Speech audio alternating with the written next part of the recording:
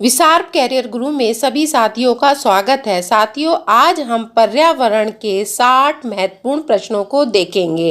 Exam में इसी तरह के प्रश्नों को पूछा जाता है, तो देखिए प्रश्नों को।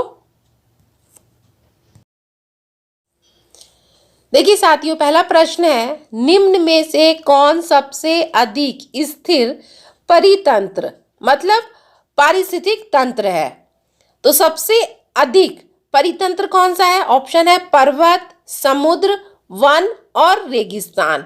तो सबसे अधिक जो हमारा पारिस्थितिक तंत्र है वो है हमारा समुद्र। तो ऑप्शन जाएगा हमारा बी। अगला है, प्रकाश संश्लेषण की क्रिया होती है तो कैसी क्रिया होती है? ऑप्शन है केंद्रक में, माइटोकाइड्रा में, हरित लवक में या उपरोक्त सभी में। तो प्रकाश संश्लेषण की जो क्रिया होती है वो हमेशा हरित लवक में होती है। तो ऑप्शन जाएगा सी। प्राकृतिक तंत्र का विकास कहलाता है। ऑप्शन है तंत्र का कार्य, तंत्र का उपविकास, तंत्र की स्वयं संतुलित या उपरोक्त सभी। तो प्राकृतिक तंत्र का जो विकास कहलाता है वो कहलाता है हमारा तंत्र की स्वयं संतुलित। तो ऑप्शन जाएगा सी। पारिस्थितिक तंत्र की कौन सी कार्यात्मक इकाई नहीं है? तो नहीं पूछा है, तो कौन सी नहीं है? ऑप्शन है उत्पादकता, स्तरीकरण, अवसादीकरण या ऊर्जा प्रवाह। तो कौन सी है, कौन सी इकाई नहीं है? तो इसमें जो इकाई नहीं है वो है हमारी स्तरीकरण। तो ऑप्शन जाएगा बी। निम्न में से कौन सरोवर या झील में तेजी से वृद्धि करते हैं? तो सरोवर या झील में तेजी से वृद्धि करते हैं। ऑप्शन है सिंघाड़ा, हाइड्रिला, जलकुंभी या नागफनी। तो जो तेजी से वृद्धि करते हैं वो होते हैं हमारे जलकुंभी। तो ऑप्शन जाएगा सी। अगला प्रश्न है, एक भौगोलिक क्षेत्र में सभी पारिस्थितिकीय तंत्रों को एक साथ लेकर एक अधिक बड़ी यूनिट बनाते हैं, इनको कहते हैं। तो एक अधिक बड़ी जो यूनिट बनाते हैं उनको कहते हैं जैवमंडल या भूभाग, जीवोम या वायुमंडल। तो एक अधिक बड़ी यूनिट जो बनाते हैं उनको हम जैवमंडल कहते हैं। तो ऑप्शन जाएगा ए। प्रकाश संश्लेषण के दौरान प्रकाश सुग्राही कारक के रूप में निम्न में से कौन काम करता है? तो ऑप्शन है पर्णरहित, जिसको हम क्लोरोफिल भी कहते हैं। पर्णरहित की जगह क्लोरोफिल भी आ सकता है साथियों। अगला है क्लोरीन, ऑक्सीजन या सभी। तो प्रकाश संश्लेषण के दौरान प्रकाश सुग्राही कारक के रूप में जो काम करता है वो है हमारा पर्णरहित, ऑप्शन ए। अगला प्रश्न है, निम्न में से कौन सा एक सरित को हम लोटिक भी कहते हैं, पारिस्थितिक तंत्र का उदाहरण नहीं है? तो नहीं पूछा है। एग्जाम में साथियों ये जरूर ध्यान देना कि सही और नहीं ये दोनों शब्द बड़े कंफ्यूज करते हैं, तो यहाँ पे नहीं पूछा है। तो ऑप्शन है तालाब, मुहाना, नदी, लैंगून मतलब समुद्र तल। तो क्या नहीं है? यह नहीं है हमारा तालाब। तो ऑप्शन जाएगा ए। सबसे स्थायी पारिस्थितिक तंत्र है, तो सबसे स्थायी जो पारिस्थितिक तंत्र है वो कौन सा है? ऑप्शन है जंगल, घास के मैदान, मरुस्थल या समुद्र। तो पारिस्थितिक जो तंत्र है वो है हमारा समुद्र। तो ऑप्शन जाएगा डी। अगला प्रश्न है, एक मनुष्य के जीवन को पूर्ण रूप से धार्य करने के लिए जो जरूरी न्यूनतम भूमि को हम क्या कहते हैं? मतलब एक मनुष्य के जीवन को पूर्ण रूप से धारण करने के लिए आवश्यक न्यूनतम भूमि को क्या कहते हैं? ऑप्शन है जीव जात, पारिस्थितिकीय पदछाप, जीवोम या उपरोक्त सभी।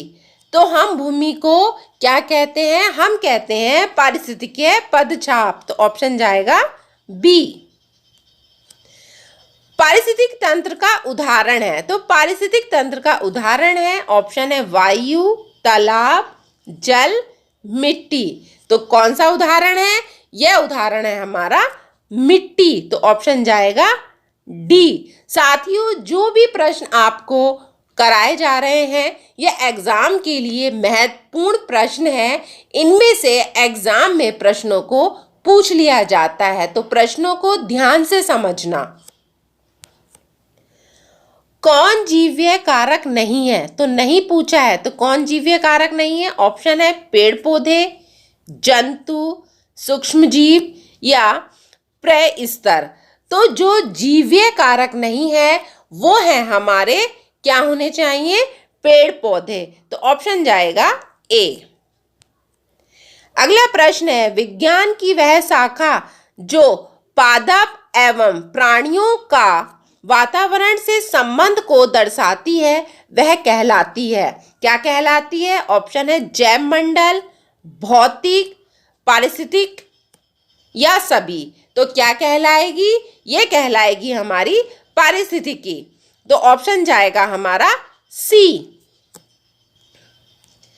अगला प्रश्न है पारिस्थितिक पिरामिड सामान्यतः कितने प्रकार के होते हैं? तो पिंड कितने प्रकार के होते हैं? ऑप्शन है 2, 3, 4 या 5। तो साथियों ध्यान देना कि पारिस्थितिक पिरामिड जो हमारे होते हैं वो हमेशा 3 प्रकार के होते हैं। तो ऑप्शन जाएगा बी। अगला प्रश्न है पृथ्वी की आकृति से संबंधित पारिस्थितिक कारकों को कहते हैं।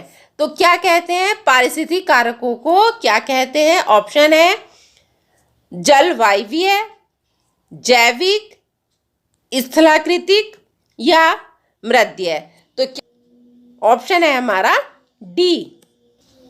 अगला प्रश्न है भारत में पारिस्थितिक असंतुलन का निम्नलिखित में से कौन सा एक प्रमुख कारण है? तो प्रमुख कारण पूछा है, तो कौन सा कारण है? देखिए ऑप्शन है वनोन्मूलन, मरुस्थलीकरण, बाढ़ एवं अकाल या वर्षा की परिवर्तन। तो क्या होना चाहिए? ये होना चाहिए हमारा वनोन्मूलन। ऑप्शन जाएगा ए। अगला प्रश्न है परितंत्र में ऊर्जा का पिरामिड होता है, तो कैसा पिरामिड होता है? ऑप्शन है उल्टा, सीधा या पहले उल्टा बाद में सीधा या किसी भी प्रकार का नहीं होता। तो परितंत्र में ऊर्जा का जो पिरामिड होता है वो हमेशा सीधा होता है। तो ऑप्शन जाएगा बी। अगला प्रश्न है पारिस्थितिकी जीवों तथा उनके पर्यावरण के मध्य का अंत संबंध है, यह कथन किस भारतीय विद्वान का है? तो किस भारतीय विद्वान का है? ऑप्शन है आपके पी.डी. शर्मा, सविंद्र सिंह, उपेंद्र नाथ राम, आर मिश्रा। तो कौन है? तो ऑप्शन जाएगा हमारा पी.डी. शर्मा। तो यह है हमारा ऑप्शन ए। अगला प्रश्न है पारिस्थितिक के बीच अन्योन्य क्रिया का विज्ञान है। ऑप्शन है व्यक्तिगत, जनसंख्या, समुदाय या सभी। तो ध्यान देना साथियों कि पारिस्थितिक के जो बीज ये सभी व्यक्तिगत भी होता है, जनसंख्या भी होता है और समुदाय भी होता है। तो ऑप्शन जाएगा साथियों डी। अगला प्रश्न है विश्व का वह भाग जहां मानव अधिवास स्थायी है कहलाता है। ऑप्शन है पारिस्थितिक तंत्र, एक्यूमेन, अधिवास क्षेत्र या उपरोक्त सभी। तो साथियों यह कहलाता है विश्व का वह भाग जहां मानव अधिवास स्थायी है वो है हमारा एक्यूमेन। ऑप्शन जाएगा बी। अगला प्रश्न है, पर्यावरण प्रतिफल है, तो प्रतिफल है कौन सा है? ऑप्शन है जैविक तत्व का, भौतिक तत्व का, अजैविक तत्व का या उपरोक्त सभी का। तो पर्यावरण प्रतिफल जो होता है वो है हमारा उपरोक्त सभी, जैविक तत्व भी है, भौतिक तत्व भी है और अजैविक तत्व भी है। तो ऑप्शन जाएगा हमारा डी। अगला प्रश्न है, सर्वप्रथम पारिस्थितिक स्तूप की परिकल्पना प्रस्तुत की किसने की? ऑप्शन है चार्ल्स एल्टन ने, ऑडम ने, डार्विन ने या टॉन्सले ने। तो किसने की थी? यह की थी हमारी चार्ल्स एल्टन ने। तो ऑप्शन जाएगा ए। अगला प्रश्न है, निम्न में से कौन सा एक पारिस्थितिक संतुलन बनाए रखने में मदद नहीं करता? तो नहीं करता। ऑप्शन है वनों का काटना, वन रोपण, वर्षा जल प्रबंधन या जैव मंडल भंडार। तो कौन मदद नहीं करता है? यह नहीं करता है हमारे, ऑप्शन जाएगा हमारा वनों का काटना। ऑप्शन है ए। अगला प्रश्न है, पारिस्थितिक शब्द को परिभाषित करने वाले पर्यावरण विद्वान कौन है? ऑप्शन है हमारे अलेक्जेंडर वॉन हेम्बोल्ट, थियो प्रेसेस, अर्नेस्ट हेकल या डार्विन। तो कौन है? यह है हमारे अर्नेस्ट हेकल। ऑप्शन जाएगा सी। अगला प्रश्न है, डार्विन का उद्विकास का सिद्धांत आधारित है किस पर है? ऑप्शन है उपयोग एवं अनुपयोग पर, उत्परिवर्तन पर या प्राकृतिक वर्ण पर या उपरोक्त सभी पर। तो यह आधारित है हमारा उत्परिवर्तन पर। तो ऑप्शन जाएगा बी। अगला प्रश्न है, विज्ञान की किस शाखा के अंतर्गत पर्यावरण एवं विभिन्न जीवों के अंत संबंधों का अध्ययन किया जाता है? तो ऑप्शन है पर्यावरण, पारिस्थितिकी, पारिस्थितिक तंत्र या प्राकृतिक इतिहास। तो उसके अंत संबंधों का जो अध्ययन किया जाता है वो किया जाता है हमारा पारिस्थितिकी में। तो ऑप्शन जाएगा हमारा बी। अगला प्रश्न है, पारिस्थितिकी विज्ञान में जिसका अध्ययन होता है वह है, तो क्या है? ऑप्शन है धरती, वातावरण, अंतरिक्ष या आकाश। तो क्या होना चाहिए? पारिस्थितिकी विज्ञान में जिसका अध्ययन होता है वह है हमारा वातावरण। तो ऑप्शन जाएगा बी। अगला प्रश्न है, नगरीकरण का पर्यावरण पर क्या प्रभाव पड़ता है? तो नगरीकरण का जो पर्यावरण पर जो प्रभाव पड़ता है तो ऑप्शन है हमारा जल प्रदूषण पर पड़ता है, वायु प्रदूषण, ध्वनि प्रदूषण या उपरोक्त सभी। तो किसका प्रभाव पड़ता है? यह प्रभाव पड़ता है हमारा उपरोक्त सभी पर। ऑप्शन जाएगा हमारा डी।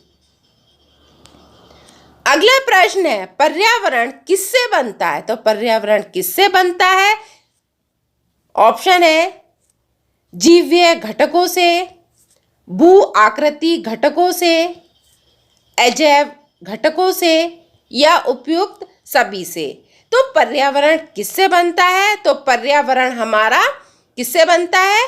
जीवीय घटकों से भी बनता है, भू आकृति घटकों से भी बनता है और अजैव घटकों से भी बनता है। तो आंसर जाएगा हमारा डी। अगला प्रश्न है, पर्यावरण का प्रत्येक भाग कहलाता है, तो कैसा कहलाता है?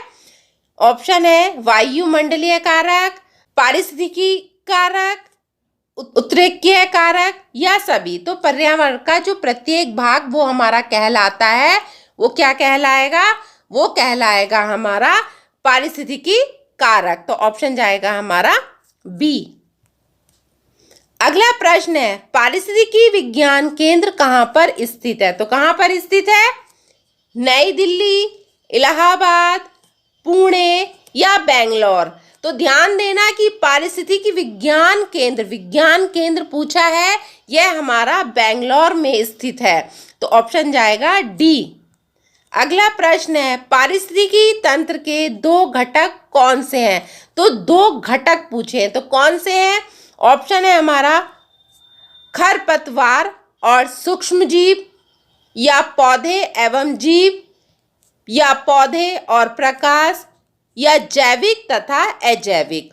तो दो घटक कौन से हैं? तो दो जो घटक हैं हमारे जैविक तथा अजैविक। तो ऑप्शन जाएगा हमारा डी। अगला प्रश्न है, पर्यावरण को ऊर्जा प्राप्त होती है। तो ऊर्जा पूछी है, तो ऊर्जा प्राप्त होती है किससे होती है? ऑप्शन है कोयला से, पेट्रोलियम से, आणविक शक्ति से, या सूर्य से। तो पर्यावरण को जो ऊर्जा प्राप्त होती है वो हमेशा सूर्य से प्राप्त होती है। तो ऑप्शन जाएगा डी।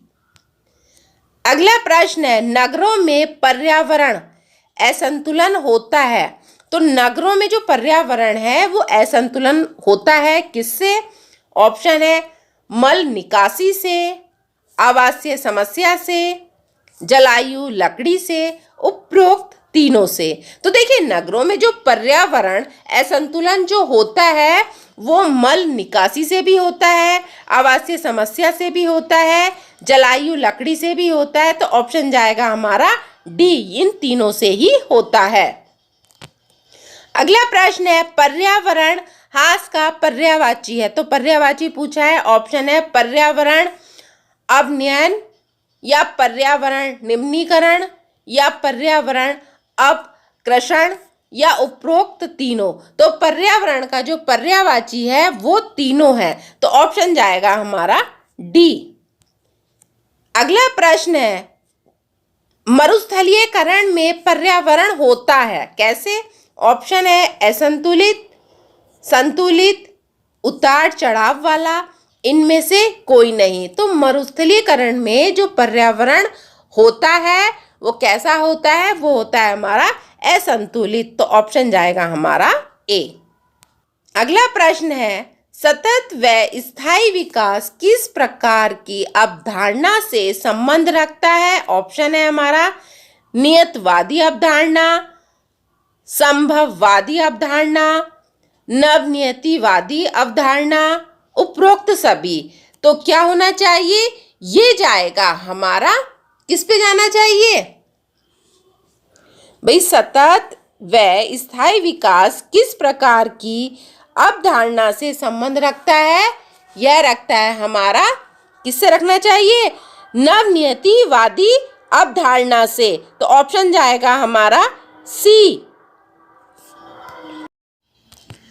देखिए, अगला प्रश्न है, प्राकृतिक संसाधन का उदाहरण नहीं है। तो नहीं पूछा है कि प्राकृतिक संसाधन का उदाहरण नहीं है। ऑप्शन है जल, ऊर्जा, भूमि, या इमारतें।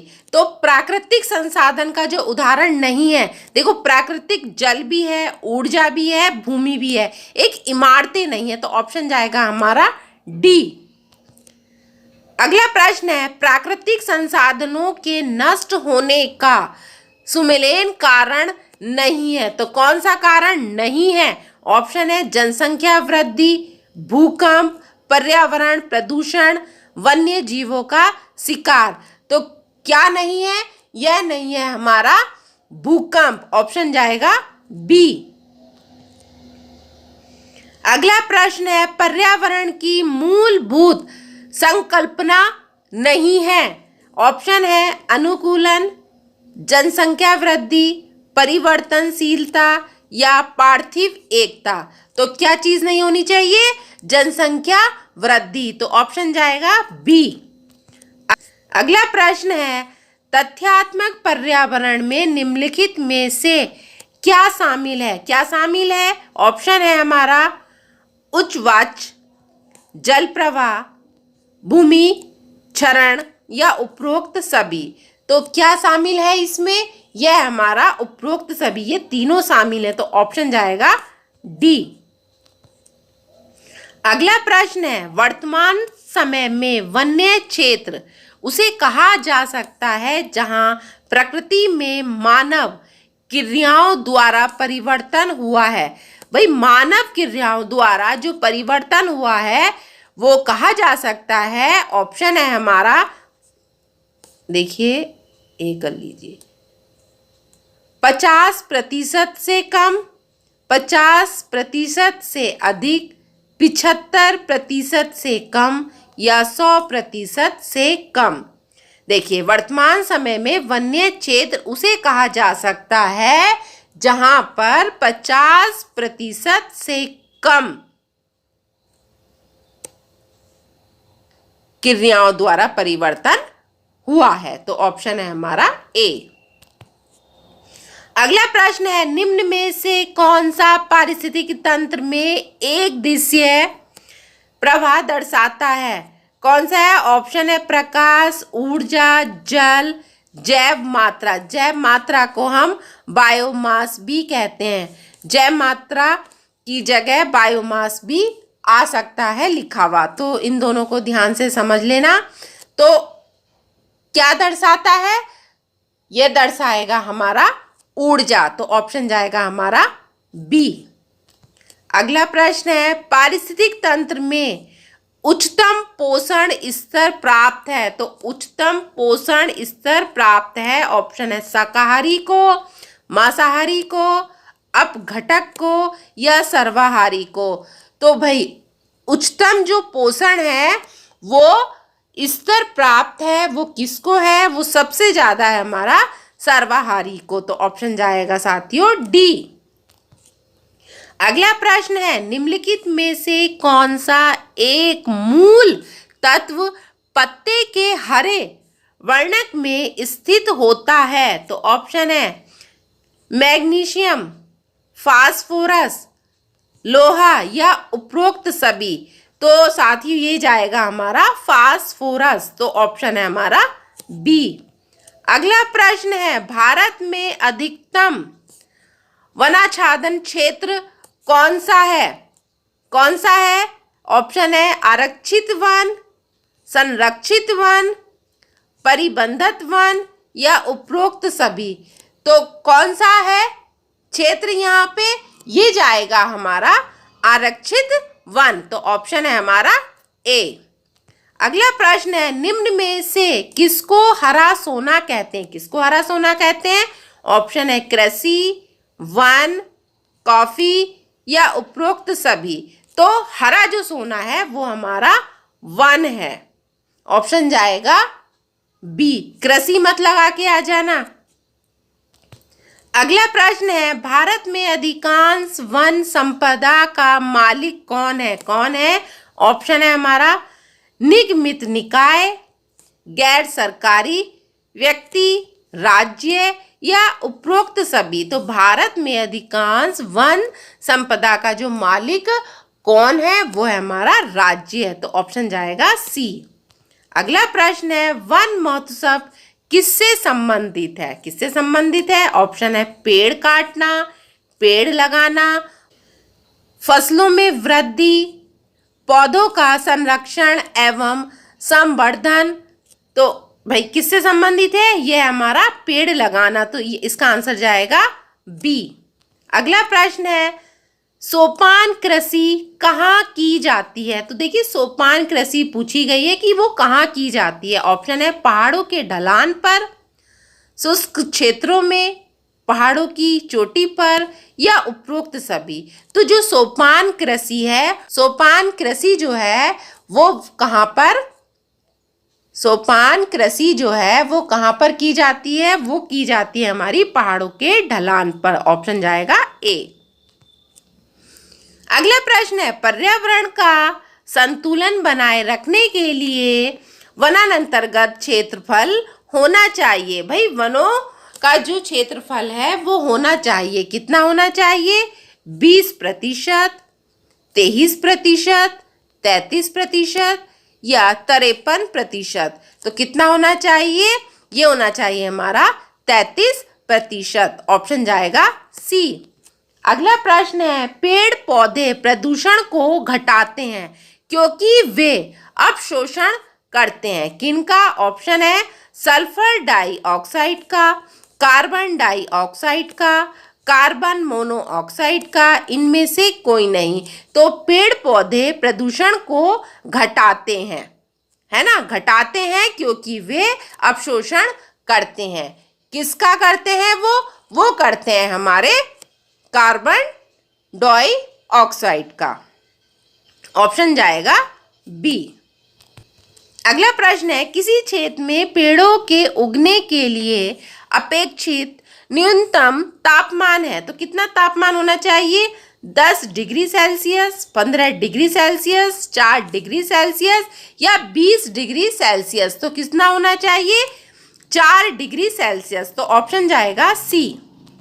अगला प्रश्न है, भारत में वन अनुसंधान संस्थान कहाँ स्थित है? कहाँ स्थित है? ऑप्शन है कोलकाता, भोपाल, देहरादून या लखनऊ। तो ध्यान देना कि भारत में जो वन अनुसंधान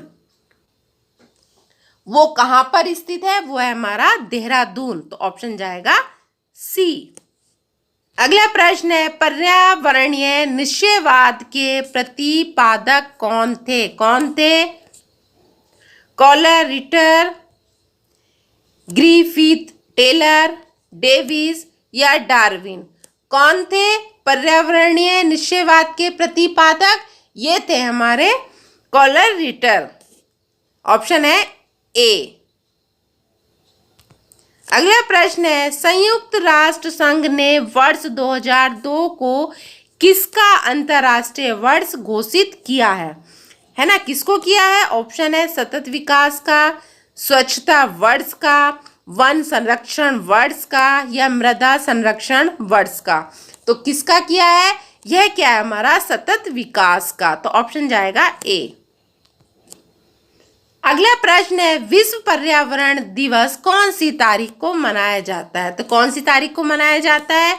21 मार्च, 23 दिसंबर, 5 जून, उपरोक्त में से कोई नहीं। तो पर्यावरण दिवस जो मनाया जाता है वो 5 जून को मनाया जाता है। तो ऑप्शन है हमारा सी।